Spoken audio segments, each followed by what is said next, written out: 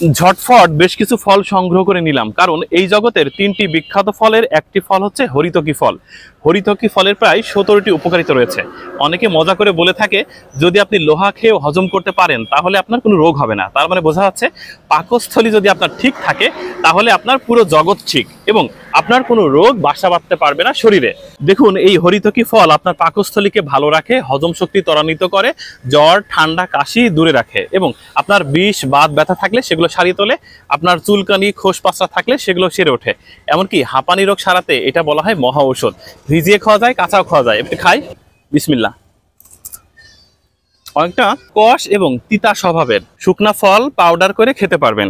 এইটার অনেক উপকারিতা রয়েছে। আপনার বয়সের ছাপ লোকাতে এই ফলগুলো খাওয়া উচিত।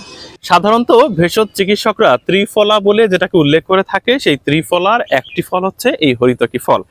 অনেকেই আমাদের কাছে জানতে চান অ্যাসিডিটি কমানোর সহজ পথ কি। আমি তাদেরকে বলবো, প্রতিদিন অন্তত এই সময় একটি করে কাঁচা হরিতকি ফল যদি আপনি খেতে পারেন তাহলে অ্যাসিডিটি কমবে।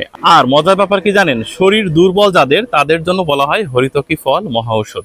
এটা পাউডার আকারে প্রতিদিন সকালে খালি পেটে খেতে পারেন। শরবত করে খাওয়া যায়, তারপর কাঁচা খাওয়া যায়, এমনকি শুকনা করে যে কোনো ওয়েতেই খাওয়া যায়। এটা খুবই ভালো একটা ফল।